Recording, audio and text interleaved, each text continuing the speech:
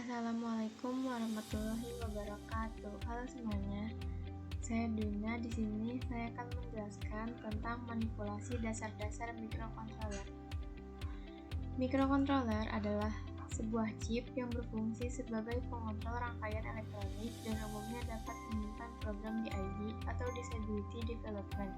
Umumnya terdiri dari CPU atau Central Processing Unit, memori, input atau output tertentu, dan unit pendukung seperti analog to digital converter atau ADC yang sudah terintegrasi di dalamnya. Kelebihannya adalah tersedianya RAM dan peralatan input atau output pendukung sehingga ukuran boardnya menjadi sangat ringkas.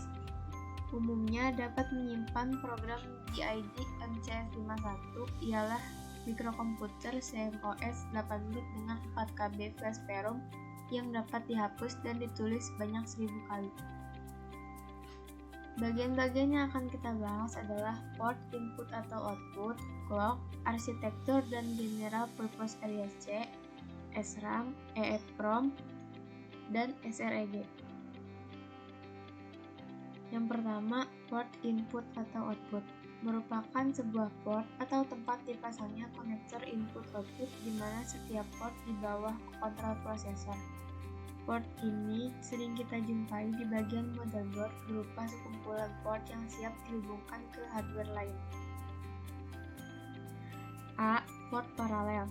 Port paralel adalah salah satu jenis soket pada komputer pribadi untuk berkomunikasi dengan peralatan luar seperti pencetak mode lama. Karena itu, port paralel sering juga disebut porta pencetak. B. Port serial atau COM1 dan COM2 merupakan sebuah port pada personal komputer yang berfungsi untuk mentransmisikan satu bit informasi pada satu satuan waktu. Dalam serial port, pengiriman informasi tidak memungkinkan untuk melakukan secara banyak sekaligus. Hal ini disebabkan karena dalam melakukan pemindahan data, biasanya serial port bekerja seri. C. Port PS2 yaitu port untuk menghubungkan mouse dan keyboard. Pada komputer-komputer seri terbaru, port PS2 sudah mulai diganti dengan port USB. Port warna hijau untuk mouse, sedangkan port warna ungu untuk keyboard. D. Port USB yaitu port universal yang dapat menghubungkan berbagai peralatan ke komputer. Port USB merupakan port yang banyak terdapat dalam sistem komputer. Perangkat yang dapat dihubungkan ke komputer melalui port USB antara lain mouse, keyboard, printer, flash disk, handphone, VDA, scanner, dan modem. E. Port VGA. Port VGA adalah port yang mentransmisikan data grafik dari sebuah komputer menuju display atau output. Display atau output yang bisa digunakan adalah display monitor, televisi, proyektor. Kelemahannya adalah tidak dapat mentransmisikan sinyal suara. F. Port audio. Port audio fungsinya adalah untuk mentransmisikan suara yang dihasilkan dari komputer menuju output audio eksternal, seperti speaker dan juga headphone. Port audio dimiliki oleh sound card di mana kualitas output suara tergantung pada kualitas sound card. G. Port LAN. Port LAN adalah port penghubung atau konektor dari kabel Ethernet yang digunakan dalam sebuah jaringan. Yang kedua ada clock. Clock merupakan sinyal listrik yang berupa suatu denyutan dan berfungsi untuk mengkoordinasikan atau mensinkronisasikan setiap aksi atau proses yang dilakukan oleh setiap komponen di dalam perangkat elektronik.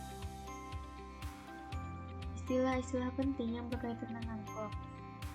Ada cycle adalah satuan yang digunakan untuk menandakan selesainya satu siklus clock, mulai dari denyutan dikeluarkan kemudian naik hingga nilainya mencapai 1 lalu mulai turun nilainya hingga 0. Cycle time adalah jumlah waktu yang diperlukan oleh sinyal clock untuk menyelesaikan satu siklus clock. Rise time adalah waktu yang dibutuhkan untuk perubahan nilai clock dari 0 ke 1. Fall time adalah waktu yang dibutuhkan untuk perubahan nilai clock dari 1 ke 0. Clock frekuensi adalah besaran untuk menilai kemampuan satu sinyal clock dalam menciptakan satu siklus denyutan setiap detiknya alias berapa banyak cycle per detik yang dapat dihasilkan oleh sinyal clock. 3. Arsitektur dan General Purpose RISC.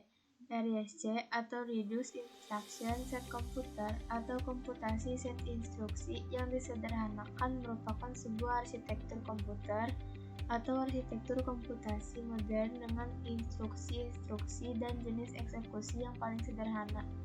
Sel instruksi sendiri adalah sekumpulan lengkap instruksi yang dapat dimengerti oleh sebuah CPU. Sel instruksi sering juga disebut sebagai bahasa mesin. Kelebihan dari arsitektur RISC ini adalah memiliki kecenderungan lebih menekankan pada referensi register dibanding referensi memori, dan referensi register memerlukan bit yang lebih sedikit sehingga memiliki akses eksekusi instruksi lebih cepat.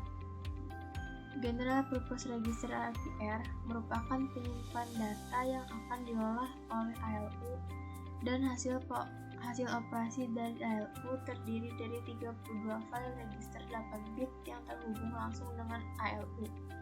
General Purpose Register dapat mendukung operasi data 16 bit dengan menggunakan pasangan register X, pasangan register Y, atau pasangan register Z.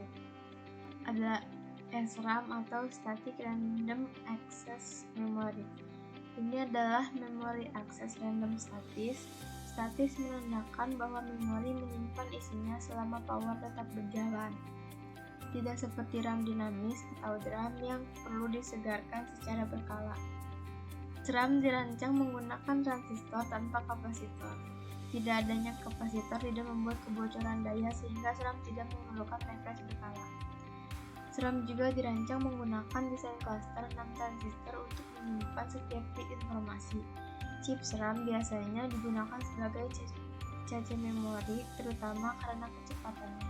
Saat ini, SRAM bisa didapat dengan 2 detik nano atau kurang waktu akses, kira-kira bisa mengimbangi kecepatan prosesor 500 MHz atau lebih. Yang kelima ada EEPROM atau Electrically Erasable Programmable Read-Only Memory.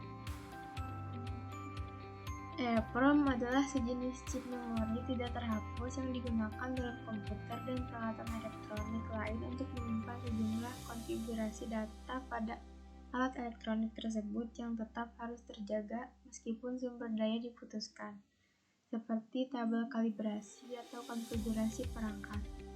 Pengembangan EEPROM lebih lanjut menghasilkan bentuk yang lebih spesifik seperti memori kilat atau flash memory. Memori kilat lebih ekonomis daripada perangkat EEPROM tradisional sehingga banyak dipakai dalam perangkat keras yang mampu menyimpan data statik yang lebih banyak.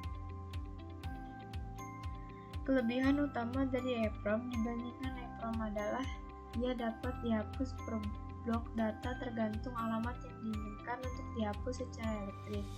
Sementara EEPROM tidak bisa dihapus per blok data tetapi keseluruhannya terhapus dan menghapus datanya dengan sinar ultraviolet. Jika RAM tidak memiliki batasan dalam hal baca tulis memori, maka EEPROM sebaliknya.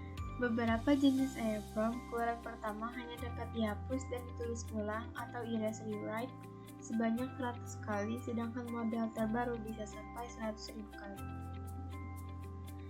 Yang keenam, SREG atau Status Register. Status register adalah register berisi status yang dihasilkan pada setiap operasi yang dilakukan ketika suatu instruksi dieksekusi. SREG merupakan bagian dari inti CPU microcontroller. SREG terdiri dari 8 bit yang memiliki fungsi masing-masing, yaitu A. Bit 7 adalah I atau Global Interrupt Enable. Bit ini digunakan untuk mengaktifkan interupsi. B. Ada bit 6 adalah T atau Bit Copy Storage. Instruksi BLD dan BSD menggunakan bit T sebagai sumber atau tujuan dalam operasi bit. C. Bit 5 adalah H atau Half Carry Flag. Yang keenam, bit 4 adalah S atau Sign Bit. Bit S merupakan hasil dari operasi EOR antara flag N atau negatif dan flag P atau Complement Blue Overflow. Ada bit 3 adalah V atau Twist Complement Overflow Flag. bit ini berguna untuk mendukung operasi aritmatika. F. Ada bit 2 adalah N atau negatif flag. Apabila suatu operasi menghasilkan bilangan negatif, maka flag N akan diset. G. Ada bit 1 adalah Z atau zero flag. Bit akan diset bila hasil operasi yang diperoleh adalah 0. H. Ada bit 0 adalah C atau carry flag. Bit akan diset bila operasi menghasilkan carry. Sekian dari saya. Kurang lebihnya mohon maaf. Terima kasih.